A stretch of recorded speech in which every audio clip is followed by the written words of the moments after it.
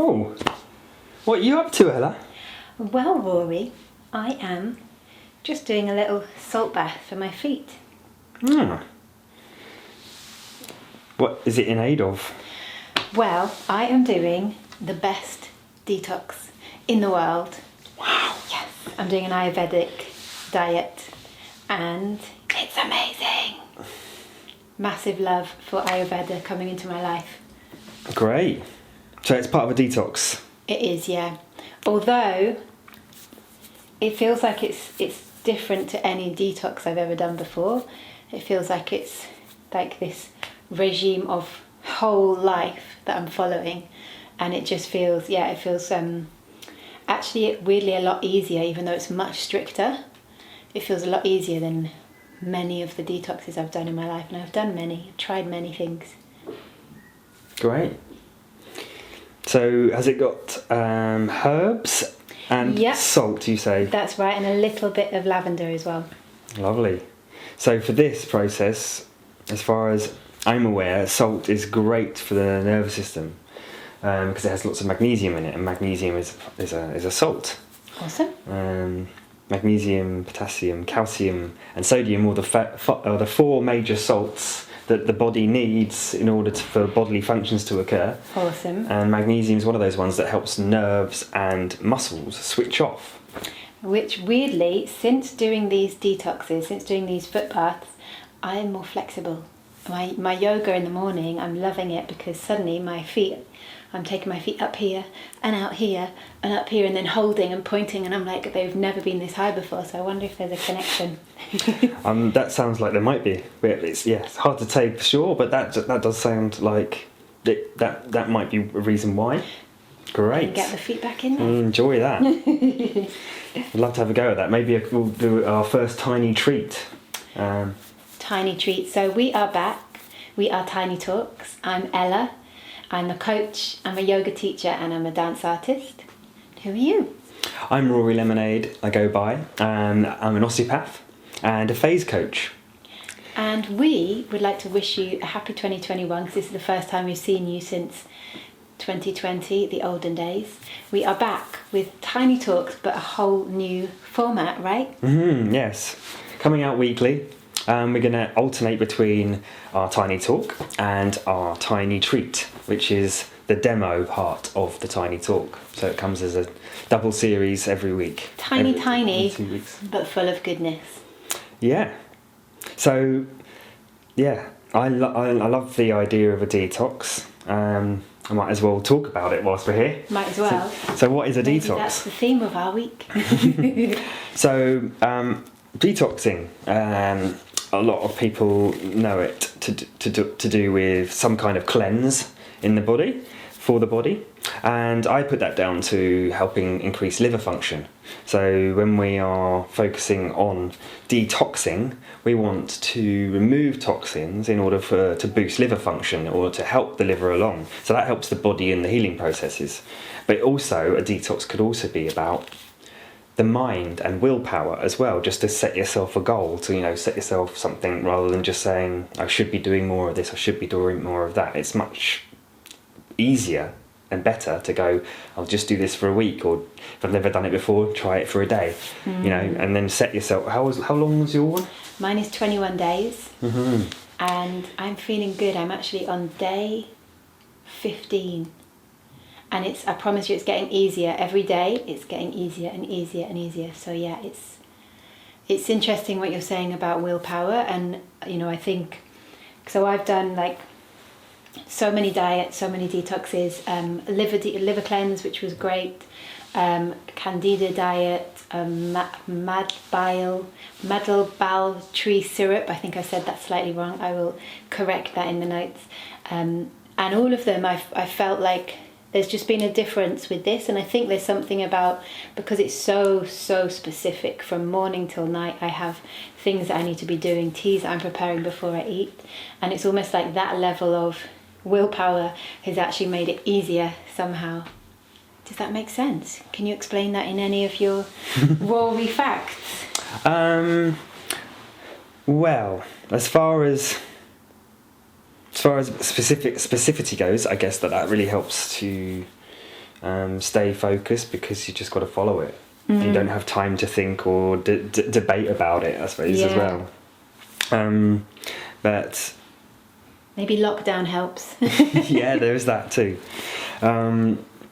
But yeah, going back to, say, for instance, liver function, I like to provide the justifications as to why you might want to detox. And most people want to try and remove or stop waste. Remove the weight. Like the liver does waste removal. So, for instance, if there's a lot of toxins going into the body from various points, so for instance, man-made chemicals, skin creams, makeup, alcohol, all these things that can come from external and to the internal, and then you've got just general processed foods, things like that come with chemicals in them, which can be often preservatives to stop the food going off, but actually it could be something that is anti-oxidizing in the wrong way.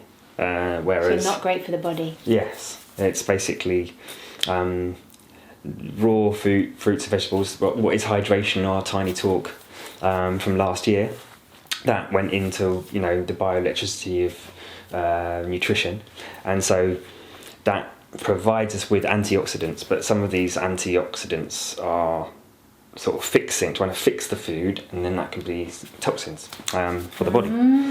So. But the other way of looking at it is that someone might do a detox for digestive function. So that they might have something that they want to sort out in their gut, and it helps to remove the waste. So the liver starts working better, starts to get rid of other waste, like helping with metabolism, getting rid of old fats and the toxins that are stored within the fats. And so like rebooting your system so that you can digest faster or perhaps slower, or rebooting you so it's like going back to zero before we put all the crap inside our bodies. Yeah, exactly. So yeah, absorption up, and often with the detox comes boosting nutrition, so adding more raw fruits and vegetables, whole foods, with adaptogens from spices, getting enzymes from living foods, and pre and probiotics that come from organic farming or natural bacterias that already are in the gut, or sometimes get killed off by processes, medical processes and processes of sanitization and things like that, over sanitizing things, and not getting enough of those enzymes and prebiotics back in the system. Awesome. And then finally, there might be the whole thing about, which is starting to be realised, working backwards from some kind of chronic health condition, trying to see whether you can maintain it or make it, sort of see if it will at least become easier to manage your condition. Sometimes people find that it's less genetic and more environmental, and some people would argue that it is nearly all environmental, because our genetics change quicker than they did originally think. So there's obviously genetic predispositions, but then also finding out how to detox might potentially help to maintain, or some people might even find that their conditions actually start to become more functional rather than dysfunctional. Awesome. And certainly for me, I started to kind of explore different diets around 2005 actually, and that was because I had a real candida imbalance in my body. And since then, it's definitely been this kind of journey of just trying to come back to what is my homeostasis, my balance within my body. And yeah, for sure, I really relate to that it's like once our body's out of balance, it's that journey to finding what works for you. And for me personally, I'm massively into this Ayurvedic diet. I think it's such an interesting practice. I wish that they would talk about it more when you go to the doctors. But I think it's really important to have those conversations, and for sure I could recommend some Ayurvedic practitioners to if you wanted to consult, but I know that you also do consultations around food and diet, right, Rory? Yeah, so I can at least find out what's going on a broad scale and work out whether it's something you could just try out. For instance, what you're talking about, or referring to a nutritional therapist for anything more sort of specific. Awesome. As well. Awesome. So yeah. So we would love to share with you on our next episode a tiny treat, which is a salt bath.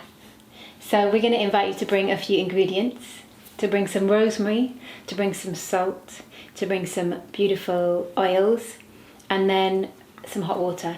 Not too hot, but quite hot.